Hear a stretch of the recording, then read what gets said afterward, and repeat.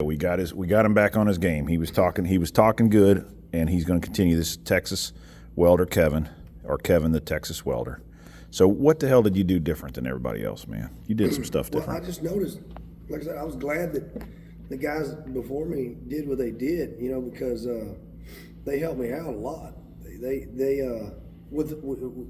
made it to where I could make more money. Let's put it that way. A person can only do so much, like physically every day, and without killing yourself. These guys had been doing it a long time, and so they would go down there and they get down in the pipe, and we got paid by the joint. So they go down there and weld, and they didn't give it any thought. Like, they would show up, they didn't think about it in the evening, they didn't prep for the next day. They would just show up at work, and if there was a problem, well, they wouldn't get any work done. And I didn't like how that paid, so I figured out how to manage it a little bit better than I believe most of the guys were doing. And but I spent more time on it. When I come home in the evening, I'd set all my stuff up. I'd make sure I was ready to go, full blast first thing in the morning. And when I get there, it was nonstop until the day was done. With a lot of the other guys, they'd show up and they didn't maintenance their stuff like I did. They didn't take care of their equipment like I did, and so there'd be an issue with parts or machines or whatever, gas hoses, whatever, and they'd be out there working on their stuff while I'd keep welding because I did that stuff the night before. That's how I was able to do a lot more than them. They were wore out, and I was fresh at it, and I had a different mindset, a different approach than they did. I was trying to get as much done as I could in the shortest amount of time and be done with the job, move on to the next one. Yeah, you kicked some ass on some of those pipes. You could weld 4 or 5 joints when some people would be proud of doing 1 in a day, well, right? They'd strive for 2, but at the end of the year, when they average it out, they'd be lucky to average, a joint and a half a day. Well, and I was averaging about 3.5 a day.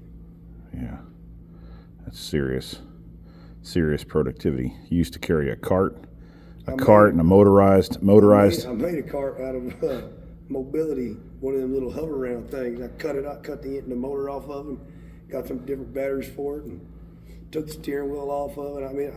I still got it outside. Yeah, I saw it. Yeah. Then you had a mini bike one time. You would take the mini. I still have a mini bike too. You take around the yard. You take the mini bike apart and get it down inside the pipe, and the pipes was how many inches diameter on the pipes? I'd take that mini bike down in there, anything that was from 60 inch and the sky's the limit, all the way up to 180 inch was the biggest I was welding. But sometimes it was 150 degrees in those pipes. In Vegas it was, yeah, it was hot. It was hot because it wasn't buried. It was outside exposed to the sun. It heated up like a damn oven. But there was a little air moving. Yeah, we had blowers down there pumping air in there to get the smoke out. Good gracious. It was hot. Man. For sure. It wasn't that bad though when they backfill it. Yeah. Wow. Well, thanks for all your insight into your welding experience and career. This is a big diesel welder, and he said this is a stick and you said flux core MIG. Yeah, right here. Oh, okay. Look at that. Let's see if I can get up here and see. Got wire, gouging, downhill pipe, which I wouldn't suggest welding with this one, but CZ stick and touch start TIG. And how long were your cords that you would use on these? Your I carried about 1,200 foot of 1,200 foot. Yeah. Now you said 2 guys could weld off this at 1,200 foot away? Man. Or no? I could probably do 900. And with production, yeah. With 2 people? Feet, yeah, you could do it at 1,200 foot. You just couldn't be running it fast and hard. 2 guys could do it, but I can still run fast and hard at about between 800 and 900 feet with 2 guys welding. Me and Wayne. Yeah. Yeah. Wayne's your best welding buddy. We met Wayne. He's on the program. This DX450. You said there is bigger welding machines than this. Yeah, this is just a Ready Arc brand of Advantage 400. That's all it is. And this has got, you said 8,000 hours? It said 6,800. 6,800. Yeah. 60, and you got it about 400 hours, and you said it's got another couple thousand life left in it. I would guess it'll go over 10,000. Okay, and you've worn some machines out before this one. Well, at least 3 of them, yeah. You've worn 3 machines out, basically from new or used? I wore a Pipe Pro out that was new.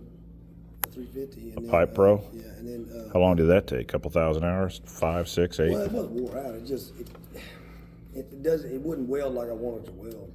They start getting worn and they start needing work on them, and it's just not worth it. Just buy another one, either a used one or new one, whatever. Where it depends on where you're at. Sometimes you can find a good used one, and sometimes you just you got to buy a new one. Yeah. That's why I ended up with that new Pipe Pro 350. They didn't have anything that was good that was used that I trusted. So Right. Gotcha. It just couldn't handle all that long lead like this one can. Well, thanks again for your insight on the information on the welding, and we'll talk at you later. Like, subscribe, share. Take care.